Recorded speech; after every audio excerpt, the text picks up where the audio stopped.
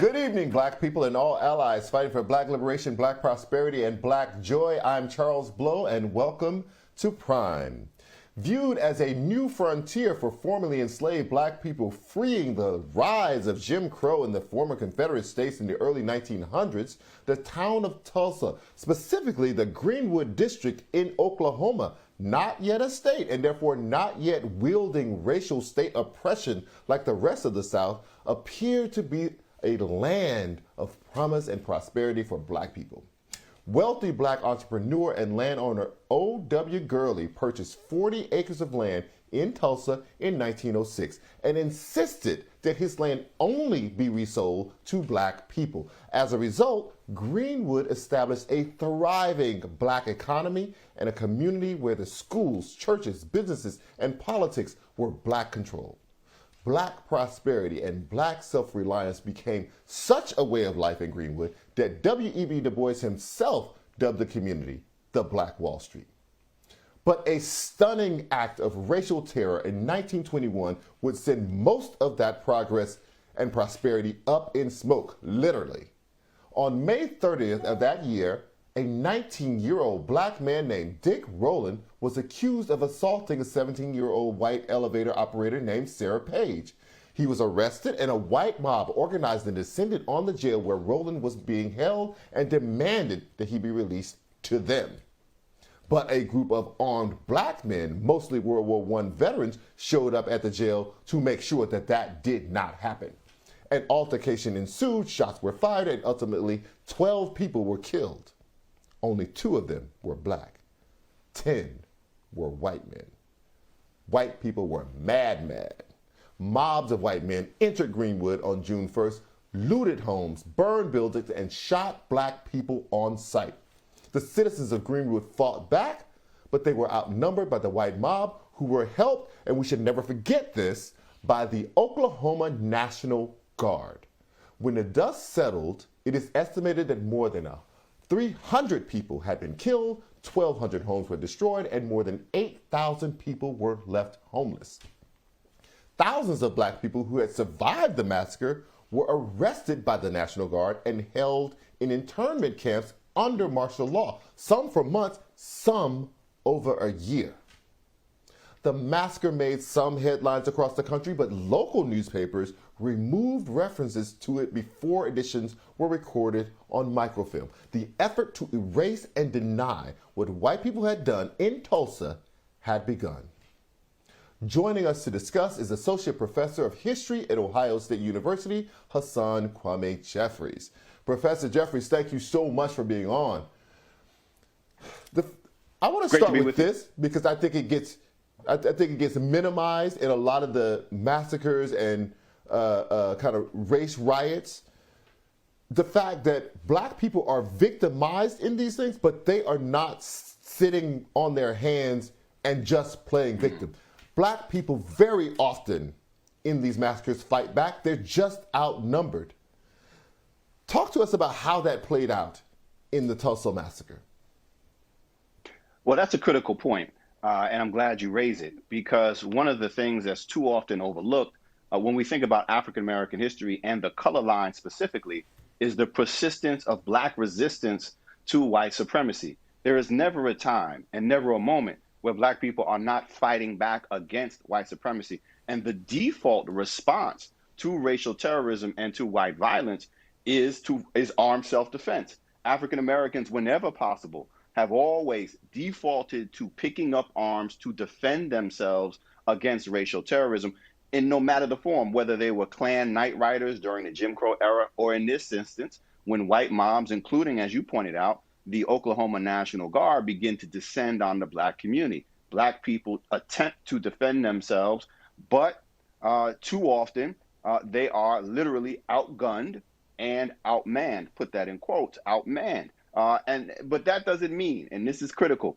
that doesn't mean that they did not have a desire to fight back, to preserve, to resist. It's just that they were going up against overwhelming force. So some of the descendants and survivors and their descendants say that the National Guard troops came through some of the streets first, rounding up black men, and they let the mob of white men come in behind them, and they began the looting and the burning. How different would this picture be without the state, literally the state, the National Guard doing the sweeping of the black people out of the way so that their property could be burned, so that their lives could be taken? Well, this is one of the things that makes Tulsa stand out, but it's also not unfamiliar. This was not completely anomalous that the state and state forces would be involved. The extent of it is a little bit unique, but we saw very similar things where National Guards would be pulled in, where state operators, state actors would play out. We saw it in Wilmington in 1898. And that's important to understand, that these just aren't sort of white mobs raging through black communities. These are white mobs raging through black communities with the assistance of state operators and state actors. There is state complicity. And so that's important to understand, that this just isn't people who are out of step with the rest of the larger white society. This is, in fact, the way in which people believe that the state should operate. And so when we think about, in the case of Tulsa, raising the issue of reparations, it isn't just because the state sat on the sidelines. It's because the state was involved in this act of terrorism. How important, I mean, this 100th anniversary comes right before Memorial Day, we honor veterans.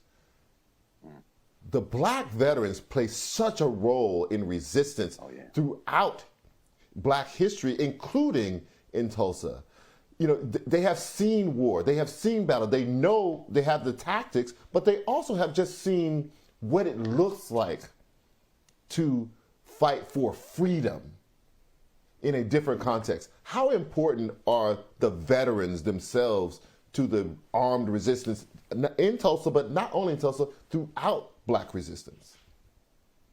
Well, it's important to acknowledge that African Americans have fought for the United States even before the United States was the United States. I mean, going back, fighting in every war, starting with the Revolutionary War on forward. But the unifying ideology that they have been fighting for has been freedom, whether it was freedom for slavery, from the Revolutionary War to the Civil War, or fighting for freedom for others overseas, and fighting for freedom against Jim Crow and white supremacy in America. And so it's not surprising at all that at the forefront of trying to defend a black life would be African Americans who had fought overseas, fighting for democracy in Europe in a segregated army, having to fight alongside the French and fighting with distinction, and then coming back and saying, wait a minute, it's not just a function of me seeing war, it's a function of me as a soldier, as a veteran, actually risking my life for others. And if I'm going to risk my life for others, and I'm going to risk my life for this nation, then I sure as heck am going to be able to risk my life for my people here.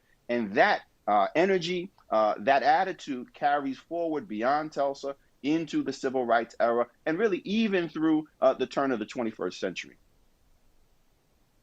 Tulsa thrived, up until this massacre.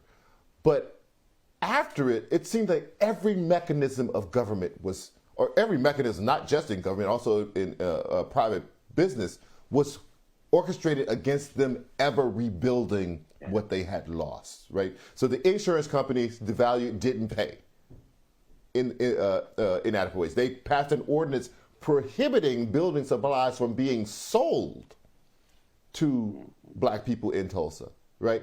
I think it was the mayor at the time saying something about like it was a good thing, basically considering a cleansing, that now black people can move into another area, they can have that area. What is it about this desire to obliterate and erase not only the memory of what had happened, but literally the physicality of Greenwood and Black Wall Street?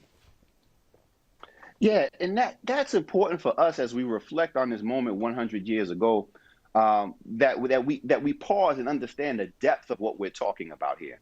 Because if we just limit it to the actions of the day, then in a way it can be dismissed, right? Even with the state involvement of these were bad actors or bad apples in the community, or just a bad decision made by the state.